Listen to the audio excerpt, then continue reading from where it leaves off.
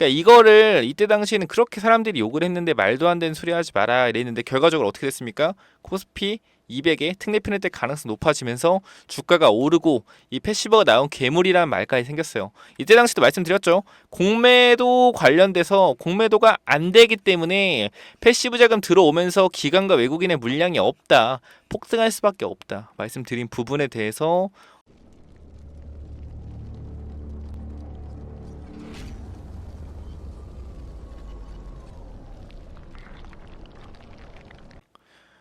네, 안녕하세요. 차트 선생입니다. 자, 오늘 에코프로머틱 마찬가지로 영상 찍고 있는데 제가 코스피 200 특례 편입 얘기를 계속 해드리고 있는데 이거에 대해서 조금 더 궁금하신 분들이 많은 것 같아요. 정확한 날짜 좀 알려주세요 라고 하시는데 보통 코스피 200 있죠? 코스피 200 특례 편입일은 선물 옵션 만기일에 좀 지정이 됩니다. 이번 연도 선물 옵션 만기일 12월 14일이기 때문에 요 날짜가 지나면 어떻게 되죠? 요 날짜가 지나면은 단기적으로 이 코스피 200의 특례 편입이 될지 안 될지 좀 이제 나올 텐데 그것도 있어요. 자, 그건 있습니다. 코스피 200의 특례 편입 되려면은 시가총액 50위 안쪽에서 15일 동안 있어야 된다라는 규정이 있어요. 그래서 현재 구간에서 에코프로머티가 어디까지가 시가총액 50위까지인지 어디까지 빠지면 안 되는지에 대해서도 먼저 좀 말씀을 드릴 테니까 영상 시작 전에 이 구독과 좋아요 기본인 거 아시죠? 한 번씩만 눌러주시고 들어주시면 감사하겠습니다. 시작하도록 하겠습니다. 자, 그리고 먼저 시가총액을 좀 보게 되면은 이쪽에 나오죠. 시가총액 50위까지 금양이 현재 50위에 있습니다. 50위에 있고 시가총액 얼마야? 7조입니다. 7조고 그죠? 50위에 있고요. 지금 에코프로 머티는 얼마죠? 9조입니다. 9조 3천억. 머티의 지금 시가총액을 봤을 때 41위에 위치가 되어 있어요. 이 구간에서 15위를 어떻게 유지해야 된다라는 겁니다. 근데 얘네 머티가 시가총액 50위 안에 들어온 지가 어차피 12월 안짝이기 때문에 12월 14일까지만 뭐요? 50위 바깥으로 안 밀려나면 되는 거예요. 그러면은 지금 좀 여유를 잡고 7조 언더에서 조금 놀고 있기 때문에 제가 봤을 때는 삼성중공업은 앞으로 업황이 개선이 지속적으로 되기 때문에 삼성중공업은 더욱더 올라올 수 있고요. 지금 보시면 시가총액 50위 안쪽으로 조선기업이 3개가 있어요. 하나오션과 HD한국조선해양 그리고 삼성중공업이 있는데 얘네들은 더욱더 위로 올라올 가능성이 있습니다. 업황이 개선되고 있기 때문에 얘네는 치고 올라올 가능성이 있어요. 그리고 또 누구? KT도 치고 올라올 가능성이 있습니다. 왜냐면은 KT가 뭐요? 배당주죠. 배당주기 때문에 12월 연 말로 갈수록 조금 더 매수세가 붙는 게 사실입니다. 그러면 KT 안 밀려날 거고요. 하나오션 안 밀려날 거고 한국조선해양 안 밀려날 거고요. 그리고 삼성중공업 안 밀려날 겁니다. 최근에 어떻게 화장품 업계도 조금씩 올라오고 있기 때문에 아모레스펙도 안 밀려날 가능성이 있고 금양 같은 경우도 지금 에코프로 BM이 그죠? 에코프로 BM이 44조 수주를 받았잖아요. 그러면은 사실 금양이 에코프로가 1등 주고 금양이 2등 주잖아요. 금양이 따라올 가능성이 있기 때문에 금양도 안 밀려날 가능성이 조금 있어요. 그 S오일도 마찬가지로 이 하마스와 이스라엘 전쟁이 다시 시작됐기 때문에 유가의 어느 정도 움직임을 받기 때문에 S오일도 안 밀려날 가능성이 있습니다. 그럼 현 구간에서 밀려날 가능성이 있는 게 하이브와 뭐예요? 대한항공뿐입니다. 대한항공뿐. 그럼 현 구간에서 얘네들이 다 올라온다고 쳤을 때 시가총액 자체가 머티가 9.3조기 때문에 다른 애들이 아무리 올라온다고 하더라도 10% 내외란 말이에요. 10% 내외. 그럼 얘네 금양이 현재 7조 1천억이니까 10% 내외라고 하면은 넉넉 잡고 8조 정도를 보면 될 것 같아요. 금양이 어차피 안 밀릴 거니까 8조 정도 잡고 머티가 8조 밑으로만 안 내려가면 된다라고 좀 생각하시면 될 것 같아요. 시가총액이. 그럼 현재 구간에서 시가총액이 8조 밑으로 내려온다고 하면은 내려오려고 하면은 몇 프로가 빠져야 됩니까? 15% 정도가 빠져야 돼요. 그죠? 뭐 정확히는 14%.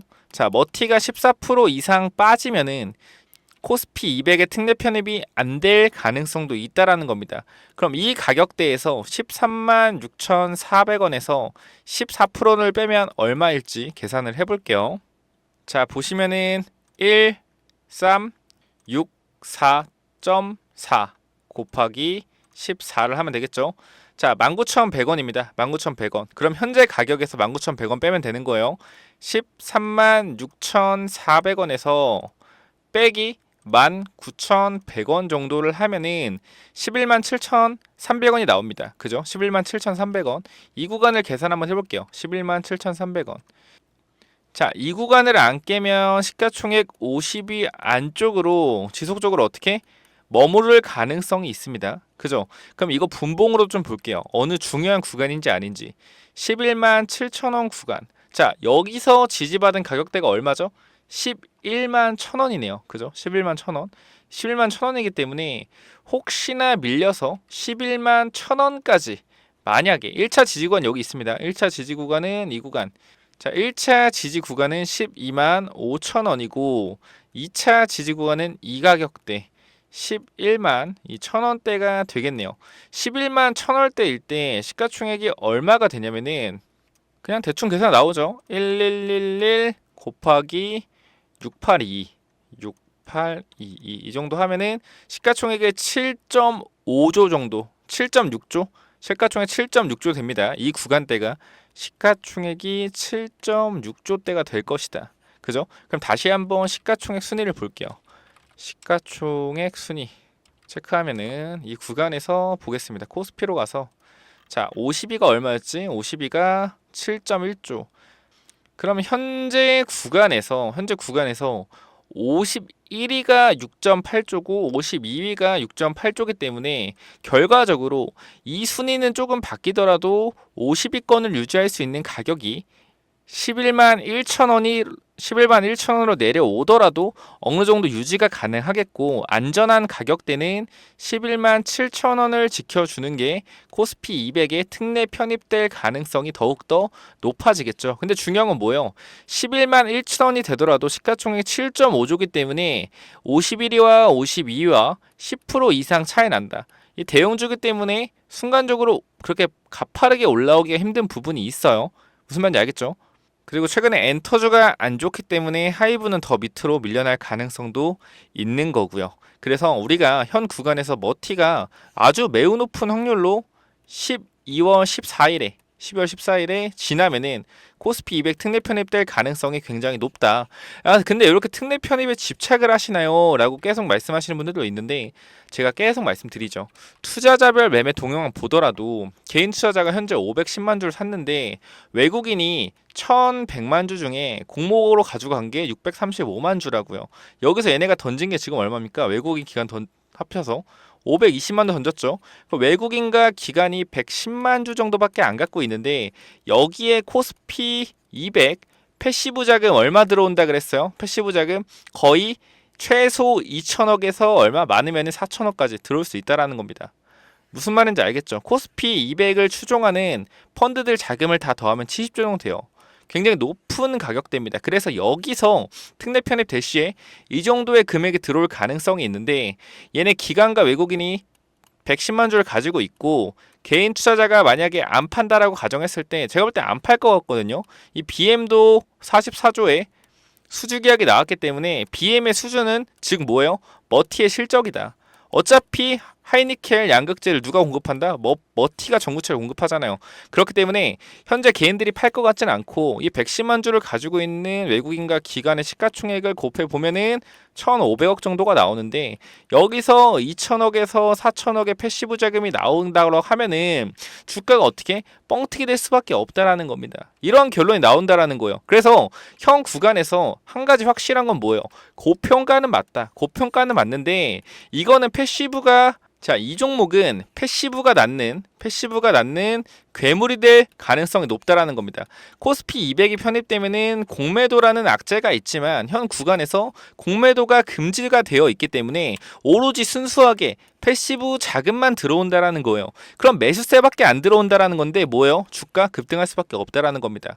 그럼 여기서 기관과 외국인은 두 가지의 선택을 할 겁니다. 이 110만 주를 가지고 있는 물량으로 어떻게 해서든 필사적으로 주가를 찍어 눌러서 코스피 200 특례 편입을 막거나 아니면은 어차피 패시브 자금 코스피 200이 편입이 된다라고 하면은 어차피 기관과 외국인 중에 이 펀드 자금 중에 코스피 200을 추종하는 자금이 얼마라고? 70조예요. 그럼 필사적으로 코스피 200이 편입된다라고 하면 매수를 할 수밖에 없어요. 이 110만 주를 가지고 있는 외국인들이 기관과 서로 물량을 뺏고 빼앗는 싸움을 하면서 주가가 기관 외국인 수급으로 폭등할 수 있다라는 겁니다. 그래서 이러한 상승을 뭐한다? 기대할 수 있다라는 거예요. 개인 투자자가 어떻게? 안 팔면은. 그래서 패시브가 낳은 괴물이라는 말이 생기는 겁니다. 이런 용어가 생기는 거예요. 무슨 말인지 알겠죠? 공매도가 가능하지 않기 때문에 보다 매수세만 들어온다라는 거예요. 그러니까 이게 제가 말씀드리지만 단기적으로 고평가로 가고 있는 건 맞습니다만 현재는 이 수급이라는 부분에 대해서 굉장히 집중해서 봐야 되는 부분이 있기 때문에 현 구간에서 어떻게 대응이 굉장히 절실하다. 그리고 12월에 들어오는 패시브 자금 있죠. 이 패시브 자금 제가 말씀드렸던 2천억에서 4천억. 근데 또 2월에 만약에 MSCI 지수 자 추종하는 펀드들의 자금이 2월에 MSCI에 편입되는 순간 어떻게 돼요? 또 미친듯이 들어온단 말이에요. 그럼 결과적으로 지금 110만 주밖에 안 갖고 있는 기관과 외국인들은 미치는 상황입니다. 미치는 상황. 어차피 지금 미리 눈치 보고 사거나 아니면 코스피 200이 편입되고 미친 듯이 사서 끌어올리든지 둘 중에 하나예요. 그러니까 현 구간에 최대한 이 악재 뉴스를 굉장히 많이 낼 겁니다. 어떻게든 주가를 끌어올리지 못하게. 근데 우리가 이 뉴스를 좀 정확히 봐야 할 필요가 있다라는 겁니다. 자, 우리가 잘 생각해 보세요. 뉴스를 무조건적으로 믿으면 안 되는 이유 중에 고가권에서 나오는 뉴스는 위험합니다. 설거질 가능성이 있어요. 어느 종목이든. 근데 저점에서 나오는 호재 뉴스는 어떻게? 주가가 급등할 가능성이 있다라는 거죠. 근데 우리 지금 구간에서 머티가 이 구간에서 좋은 뉴스가 나오는 게 아니고 안 좋은 뉴스가 현재 계속 나오고 있다라는 겁니다. 고평가다, 과열이다라는 얘기가 계속 나오는데 현 구간에서 주가가 고점에서 안 좋은 뉴스가 나온다라는 거는 이 구간이 고점이 아닐 수 있다라는 거예요. 그러니까 우리가 현 구간에서 고점이라고 생각하지만 이쪽에서 안 좋은 뉴스가 나온다라는 건 어떻게 생각해 보면은 이 구간이 고점이 아닌 저점일 가능성도 있다라는 거죠. 그러니까 전체적으로 봤을 때 이 패시브 자금이라는 걸 생각하고 개인 투자자가 물량을 많이 가지고 있다고 생각을 했을 때 아무리 생각해도 주가가 오를 수밖에 없는 조건으로 맞춰져 있다라고 생각이 되는 겁니다. 코스피 200 패시브 자금이 계속 들어오면 어떻게 돼요? 주가 올라가겠죠. 그리고 12월 달에 주가가 정점을 찍고 조정은 받겠지만 어차피 코스피 200에서 퇴출이 안 된다라고 하면은 어떻게 됩니까? 패시브 자금은 안 나가요. 그러면 이 구간에서 단순하게 주가가 폭등하고 조정을 받으면서 2월 달에 다시 MSCI 지수에 편입되는 기대감으로 어떻게 1차 파동이 마무리된 지점에서 2월부터 다시 2차 파동이 시작될 수 있다라는 거죠. 그러니까 이러한 전체적인 그림을 그려놔야 된다라고 여러분께 말씀을 드리는 거고, 그럼 지속적으로 이 패시브 자금들이 어떻게 돼요? 지속적으로 들어오는 시기만 알 수 있다라고 하면 어떻게 되겠습니까? 패시브 자금 들어올 때마다 주가가 계속 폭등한다라는 거죠. 그 제가 여러분께 드릴 수 있는 거는 몇 가지 있다 그랬죠? 딱 한 가지 있다 했습니다. 여러분한테 목표가 드릴 수는 있지만 의미 없을 것 같아요. 진짜 어디까지 갈지 모를 것 같아요. 근데 여러분들 드릴 수 있는 확실한 거 한 가지. 이 패시브 자금이 들어오는 시기들, 그죠? 12월부터 내년까지 패시브 자금 일정이 있습니다. 각종 펀드들이 추종하는 지수들, 이러한 지수들이 변동되는 시기와 그리고 이러한 지수들에 들어오는 패시브 자금이 얼마인지 이런 정보들은 제가 드릴 수 있기 때문에 여러분들이 위에 번호 있죠? 위에 번호 010-9201-6329 이쪽으로 에코라고 두 글자만 남겨주시면은 제가 이 패시브 자금에 대한 일정을 알려드릴 테니까 이 패시브 자금이 들어오기 일주일 전부터 주가의 흐름을 보고 추가 매수 진행하면은 패시브 자금이 들어올 때 어떻게 주가가 급등할 수밖에 없다라는 겁니다. 그렇기 때문에 이 패시브 자금 반드시 체크하시고요. 제가 아까 전에 뉴스 말씀드렸죠. 뉴스 예를 들어서 하나만 좀 보여드리도록 할게요. 자, 보면은 사업 계획만으로 주가 10배 급등, 자, 채굴력, 기술력 공헌하는 업체들 옥석 가려야 된다 라고 나와 있는데 요렇게 막 엄청난 욕을 했어요. 엄청난 욕을 했는데 포스코홀딩스 뭐 30만원 갔다, 하이드트 2만원 갔다, 17,000원 갔다, 금양 2만원 갔다, 지혜는 4,000원 갔다. 어떻게 됐습니까 얘네? 하이드트 얼마 갔어요? 이 뉴스 나오고 이 악재 뉴스로 굉장히 주가가 많이 흔들렸었는데 결과적으로 얼마 갔습니까? 이런 악재 뉴스가 뜨고 나서 주가가 6만원 6만원 갔고요. 얘는 잘 모르겠고 금액 얼마 갔죠? 20만원 갔죠. 쟤는 얼마 갔어? 2만원 갔죠. 그러니까 이런 뉴스가 나오고도 3배, 5배, 10배 더 갔다라는 겁니다. 그럼 이런 뉴스가 결과적으로 뭐예요? 의미가 없다라는 거예요. 이렇게 안 좋은 뉴스가 나올 때 오히려 더 수상하게 생각을 해야 된다. 수상하게. 이런 안 좋은 뉴스 나오니까 주가가 어떻게 돼요? 더 올라가잖아요. 뭐 리튬 간판에 헐헐 나는 주가라고 조심해야 된다라고 나오는데 주가 어떻게 됐습니까? 훨씬 더 올라갔죠. 훨씬 더. 그죠? 그렇기 때문에 우리는 이런 안 좋은 뉴스가 나온다고 무조건 어떻게 매도하는 것보다는 그때그때 제가 말씀드렸던 이런 패시브 자금에 대한 일정을 알고 있거나 아니면 이러한 주가의 흐름들, 그죠? 단기적으로 개인 투자자가 굉장히 많고 기관과 외국인의 수량이 적기 때문에 패시브 자금 들어오면 주가가 급등할 수밖에 없다. 근데 여기서 안 좋은 뉴스가 나온다라는 건 어떻게? 조금 더 올라갈 가능성이 있다. 에코프로머티 안 좋은 뉴스 보여드리겠습니다. 자, 이쪽 보면 에코프로 사형제 시총 56조 넘어 삼바 제처 뭐 과열 우려도 나오면서 에코프로 그룹주의 주가 흐름에 대해서 시장에서는 과열 우려가 나오는 것도 사실이다. 나오면서 에코프로 머티 등 특정 종목으로 쏠림 현상이 나타나고 있다라고 분석했다. 그 안 좋은 뉴스 내보내죠. 자, 최근 보고서에서 이 회사의 올해 영업이익은 3,179억으로 전년 대비 17% 감소할 것이라며 주가 급등의 가장 큰 원인은 차별화된 이익 성장인데 이에 대한 기대가 후퇴했다라고 지적했다. 그죠? 그러면서 이런 증권사들이 신용거래를 제한했다. 근데 결과적으로 제가 말씀드렸지만 고평가인 거는 맞습니다. 고평가인 건 맞는데 결과적으로 지금 올라가 있는 게 뭐예요? 수급이다. 수급. 기관과 외국인 지네들이 물량 다 쳐 던져놓고 이제 패시브 자금으로 어쩔 수 없이 살 수밖에 없는 환경이 오니까 어떻게 되는 거예요? 이제 안 좋은 뉴스 뿌리는 거죠. 조심해야 된다라고. 그러니까 자, 하나만 생각하시면 돼요. 개인들이 일단 팔 생각이 없는 것 같고요. 팔 생각 없는 것 같고 기관과 외국인들이 지네 이익 챙기자고 다 물량 집어 던졌다라는 거예요. 그럼 남은 물량 110만 주밖에 없는데 패시브 자금이 들어오게 되면 어떻게 된다? 지네끼리 치고받고 서로 물량 빼서 싸워야 된다. 개인 투자자 가만히 있으면 지네끼리 물량 뺏으면서 어떻게 올라갈 수밖에 없다라는 거. 비싸도 해야 돼. 비싸서 사야 돼. 비싸서 사야 돼. 아, 이 패시브 자금이 뭔지 모르시는 분들이 있을까봐 간단하게 또 한 번만 더 설명드리면은 자, 기관과 외국인 여기 뭐가 있죠? 펀드가 있죠. 펀드. 자, 내가 만약에 A라는 펀드를 운영 중인 펀드 매니저입니다. 나는 이 에코프로 머티라는 기업이 너무 싫어. 너무 싫어. 절대 안 사라고 하는데 만약 코스피 200에 추종하는 펀드라고 하면요. 어떻게 돼요? 무조건 이거 사야 됩니다.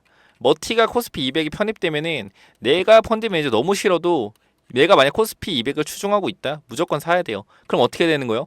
무조건 사야 되는 거예요. 사기 싫어도 어떻게 사야 된다. 근데 시장에서 유통 주식이 없네. 어떻게 돼요?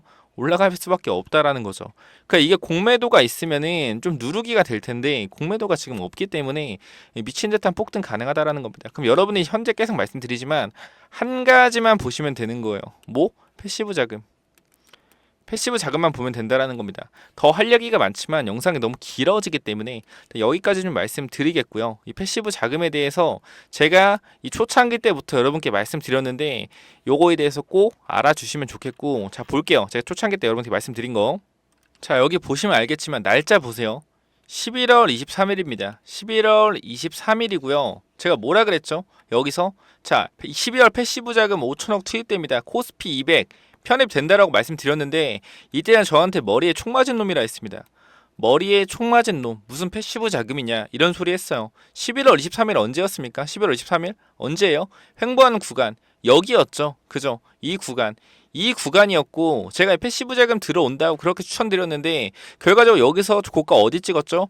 50% 넘게 찍었죠. 지금 올라가는 이유 뭐 때문에 올라간다고 떠요? 이 패시브 자금 때문에 올라간다고 뜨고 있어요. 제가 11월 23일에 말한 내용입니다. 이 뉴스 언제 나온다? 언제 나왔다? 보세요. 언제 나왔습니까? 뉴스가 11월 29일.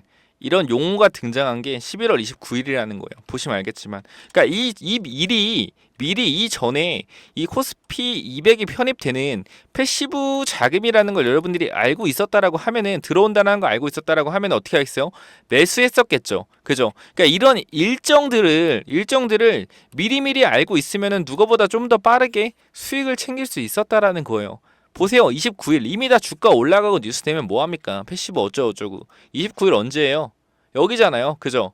이미 다 올라가서 뉴스 때리면 뭐하냐고요. 미리미리 이런 패시브 자금 들어오는 거 인지하고 있었어야지. 맞죠? 맞죠? 그렇기 때문에 현 구간에서 여러분들이 이 패시브 관련된 이 자금 일정 꼭 받아 가시고요.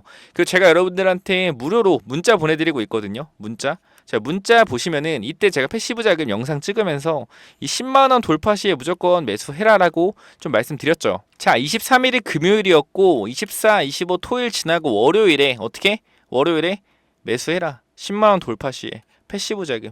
똑같이 말씀드리고 있습니다. 유통 물량에 잠긴 상태에서 패시브 자금 플러스 ETF 펀드 자금이 들어온다라는 겁니다. 왜? 코스피 200 특례 편입될 가능성이 있기 때문에 이런 거를 미리미리 일정을 알고 있었다라고 하면은 이렇게 매수할 수 있는 근거가 생긴다라는 거예요. 10만 원에 매수할 수 있는 근거 뭐예요? 패시브 자금. 그러니까 이거를 이때 당시에는 그렇게 사람들이 욕을 했는데 말도 안 되는 소리 하지 마라 이랬는데 결과적으로 어떻게 됐습니까? 코스피 200에 특례 편입될 가능성이 높아지면서 주가가 오르고 이 패시브가 나온 괴물이라는 말까지 생겼어요. 이때 당시도 말씀드렸죠. 공매도 관련돼서 공매도가 안 되기 때문에 패시브 자금 들어오면서 기관과 외국인의 물량이 없다. 폭등할 수밖에 없다. 말씀드린 부분에 대해서 들으신 분도 있고 못 들으신 분도 있겠지만 영상을 처음 보신 분들은 제가 이렇게 밑에서부터 말씀드렸다는 거 체크하시고요.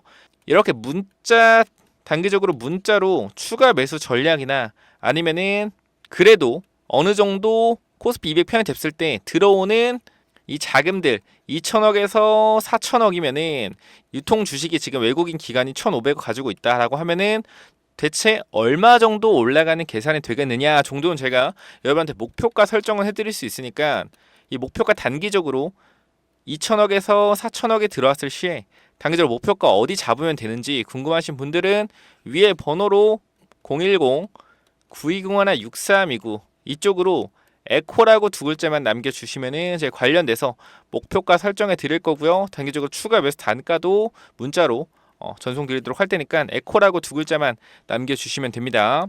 자, 그리고 말씀드렸지만 패시브 자금 일정 제가 이 전략표로 정리해 놨으니까 여러분들 하셔야 되는 거는 간단해요. 위에 번호로 그냥 에코라고 남겨주시면은 제가 이 전략 자료 드릴 테니까 반드시 이 패시브 자금이 들어오는 시기에 맞춰서 어떻게 하자? 매수하자라고 좀 말씀드릴게요. 자, 요거 받는 거 간단합니다. 다시 한번 말씀드리지만 010-9201-6329 이쪽으로 에코라고 두 글자만 남겨주시면 됩니다. 아까도 말씀드렸지만 유통 주식 자체가 없기 때문에 우리가 생각할 수 있는 것보다 이 패시브 자금 일정만 알면은 어차피 기관과 외국인이 반드시 살 수밖에 없는 코스피 200이나 MSCI처럼 이렇게 추종하는 펀드들의 자금이 들어올 수밖에 없는 이 자금 일정 제가 확실하게 정리해놨으니까 반드시 받아가시기 바랍니다. 신규 매수건, 추가 매수건 전부 다 이 패시브 자금 일정에 맞춰서 매수해야 된다는 거 다시 한번 강조드리고 마무리할게요. 감사합니다. 자, 구독과 좋아요 꼭 좀 눌러주세요. 감사합니다.